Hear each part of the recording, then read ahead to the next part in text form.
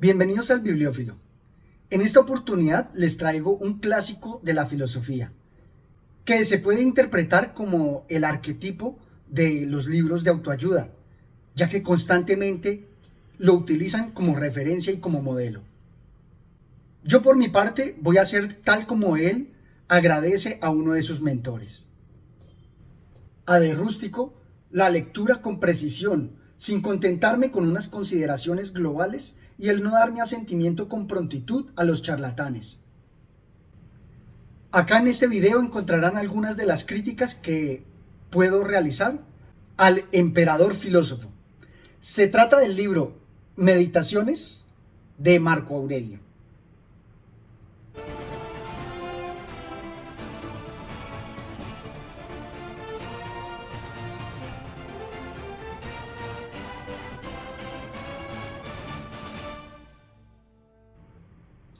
Los aportes del emperador filósofo realmente son magníficos, ya que en épocas turbulentas o en decadencia como la nuestra, siempre acogemos las reglas de comportamiento que nos permitan recogernos en nosotros mismos y ser como esa piedra que no se deja llevar por la turbulencia de las marejadas, las situaciones externas. Si bien se entiende dicha postura por el contexto histórico y por el desarrollo de pensamiento que tienen, en la actualidad no es excusable que nos quedemos solamente con esa perspectiva interior, olvidándonos de todo lo exterior y de todo lo sistémico que afecta a cada individuo. Y precisamente allí radican las principales críticas. Precisamente nos dice así: en ninguna parte un hombre se retira con mayor tranquilidad y más calma que en su propia alma, sobre todo aquel que posee en su interior tales bienes, que si se inclina hacia ellos, de inmediato consigue una tranquilidad total. Aquí nos destaca precisamente ese retirarnos en el interior, y es que él va a destacar principalmente la formación del comportamiento propio bajo la reflexión, bajo el crecimiento personal que se da por la propia guía, por la reflexión, por la autocrítica. Y por eso nos dice que el guía interior es lo que se despierta a sí mismo, se gira y se hace a sí mismo como quiere, y hace que todo acontecimiento le parezca tal como él quiere. Esa perspectiva interna de alguna manera prefigura lo que va a ser René Descartes, en ser ese fundamento en nuestro interior, bajo ese yo moderno, con el cual juzgamos nuestro comportamiento. Pero insisto que quedarse en ese aislamiento puede acarrear graves consecuencias a nivel ético y moral, como por ejemplo perder de vista todas las interacciones sociales que se dan. Este es un aspecto que posteriormente profundizaré. O también un rasgo que se nos presenta como ese orgullo estoico que podría impedir el mejoramiento, ya que constantemente nos exhorta a desechar la opinión de los demás para asentarnos sobre la base firme que nos da nuestro guía interior. El guía interior, por su misma condición, carece de necesidades, a no ser que se las cree, y por eso mismo no tiene tribulaciones ni obstáculos, a no ser que se perturbe y se ponga obstáculos a sí mismo. Insisto en que nos refleja toda la fortaleza que nos da nuestro interior, pero se olvida de otros aspectos y otras perspectivas que afectan nuestro ser, como son a nivel sistémico las condiciones, los otros que también con sus acciones van a influir sobre nosotros. De otra manera, ¿cómo se podrían aplicar las leyes? Asimismo, se pudiera decir que él nos presenta unos elegidos, una aristocracia de que solamente el bien está en unos cuantos, como nos dice acá. ¿Comete otro una falta contra mí? Él verá, tiene su peculiar disposición, su peculiar modo de actuar.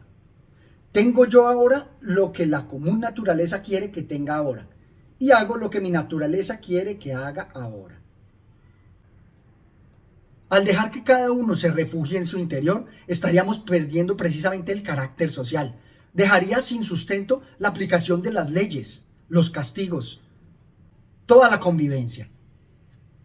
Y por eso es que hablo que hay como un cierto orgullo ese aislamiento donde no me interesa lo que hagan los otros, pero sí debe interesarme porque estoy en constante relación con ellos. Él nos dice: para mi facultad de decisión es tan indiferente la facultad decisoria del vecino como su hálito vital y su carne, porque a pesar de que especialmente hemos nacido los unos para los otros, con todo nuestro individual guía interior tiene su propia soberanía. Aquí pudiera verse también ese imperativo categórico que después Kant va a exaltar, pero todavía está aquí muy incipiente. Esa semilla pudiera generar en la anarquía, porque no nos interesa lo que los demás hagan. Y entonces, ¿cómo vamos a castigarlos? ¿Cómo vamos a sentar las reglas? Máxime cuando la perspectiva que tiene Marco Aurelio es muy similar a la del panteísmo que nos plantea Spinoza o el mismo Leibniz, donde este mundo es el mejor de los posibles y los males no son males en tanto que suceden por un bien mayor, por una armonía en el todo. Es preciso tener siempre presente esto: cuál es la naturaleza del conjunto y cuál es la mía, y cómo se comporta esta respecto a aquella y qué parte de qué conjunto es. Tener presente también que nadie te impide obrar siempre y decir lo que es consecuente con la naturaleza de la cual eres parte. O más adelante: de manera que si una persona tiene sensibilidad e inteligencia suficientemente profunda para captar lo que sucede en el conjunto, casi nada le parecerá, incluso entre las cosas que acontecen por efectos secundarios, no comportar algún encanto singular. Muchas cosas semejantes se encontrarán no al alcance de cualquiera, sino exclusivamente para el que de verdad esté familiarizado con la naturaleza y sus obras. Y aquí me parece que está el rasgo distintivo, donde depende de uno descubrir esa belleza. Por eso es que menciono que se trata más como de una aristocracia, donde hay solo unos elegidos que con su guía interior y su reflexión logran encontrar la belleza en el mundo, logran encontrar el significado. Y ese mismo elitismo es el que me parece que no es una filosofía del comportamiento de cualquiera. Él mismo deja por fuera como gobernante también las guerras que hizo a las tribus germánicas. Y él lo destaca en varios pasajes, donde no interesa lo de los demás. De alguna manera solo le interesa los puntos de vista de aquellos que corroboran su propia idea, como acá. Tiene también presente que todos los seres racionales están emparentados y que preocuparse de todos los hombres está de acuerdo con la naturaleza humana, pero no debe tenerse en cuenta la opinión de todos, sino solo la de aquellos que viven conforme a la naturaleza. Aquí estaría reflejado eso, en donde los bárbaros, de acuerdo a su ideal de la perfección, de acuerdo a su ideal de lo que es bueno, como no apunta a ese mismo ideal, por tanto debe ser un necio al cual no debo prestar atención. O de acuerdo a ese panteísmo que veíamos muy cercano al de Spinoza, se pudiera decir que es la visión que tiene este gobernante del imperio, que es el centro, y exige de los demás que se circunscriban a esa misma filosofía, que lo acaten. Por eso nos dice así: comprueba cómo te sienta la vida del hombre de bien que se contenta con la parte del conjunto que le ha sido asignada y que tiene suficiente con su propia actividad justa y con su benévola disposición. Para mí todo aquello es ser el centro. Todo lo que confirma sus ideas es lo que él destaca. Pero todo eso exterior, todo eso bárbaro, va en contra y por tanto debo ignorarlo como parte de ese ruido o ese cataclismo que se le presenta al estoico y contra el cual él se refugia en su interior para evitar que eso lo perturbe. Para mí esa es la visión de ese gobernante del imperio esclavista, porque él presta atención y es una buena recomendación que sus ciudadanos que disfrutan del esclavismo asignen la parte que les tocó, y todos aquellos que viven bajo la esclavitud, pues que asuman lo que el todo en su sabiduría les asignó, en vez de buscar cambiarlo, en vez de buscar perfeccionar las condiciones para todos. Y por eso me parece peligroso que esto mismo sea lo que en los libros de autoayuda se destaque, porque también nos conminan no a cambiar la situación, no a cambiar las condiciones de vida, no cuidar la ecología o el bienestar de los demás, de los inmigrantes, sino solo desde una perspectiva de nuestro propio beneficio y comodidad, cerrarnos en nosotros, mejorar nosotros e ignorar todo lo demás. Eso me parece muy grave. Para mí las dos cosas son importantísimas, tanto el mejoramiento espiritual de cada uno, como también buscar que los demás también se desarrollen. Teniendo presente la teoría económica que destruyó John Nash, el óptimo local, el óptimo de cada uno, de alguna manera amparado a lo que era el laissez-faire, el dejar que la economía se regule a sí misma cuando cada uno piense en su propio bienestar, no es un óptimo global o de conjunto, donde algunas veces las personas debemos sacrificar nuestro propio bienestar por el bienestar del conjunto. Pero no como una actitud estoica en donde recibamos todo sin queja alguna, sino como una decisión de conjunto, donde todas las personas equilibremos esas decisiones. Me parece que allí está lo más importante que se puede plantear. Que también en los libros de autoayuda tiene un eco. Y es, no solamente pensemos en cómo nosotros mejoramos, sino también busquemos que la sociedad en su conjunto mejore.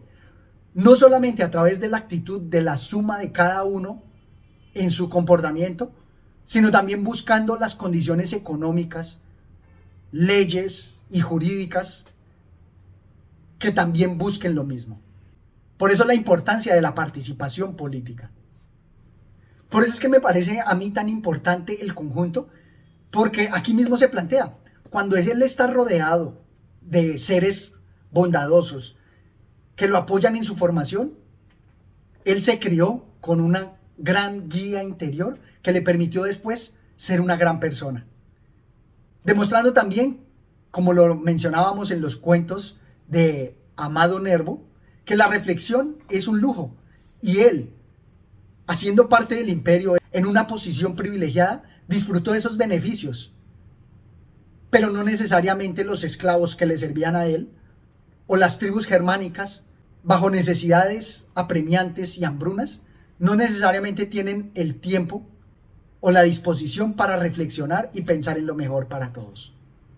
Creo que allí se condensa la mayor crítica que se puede hacer al estoicismo, y es refugiarse tanto en el interior que se olvida de lo externo, siendo que nosotros, como animales sociales, según Aristóteles, y según también la exposición de Marco Aurelio, al ser animales sociales no deberíamos desechar tan de plano las interacciones sociales. Despojarnos un poco de esa indiferencia estoica que tal vez impide el mejoramiento de todos y vela solo por el individual. Esto es todo cuanto tenía por compartir con ustedes. Los animo a que lean esta maravillosa obra, que me dejen sus comentarios para que crezca nuestro entendimiento sobre las obras. No olviden suscribirse al canal y hasta una próxima oportunidad. Gracias.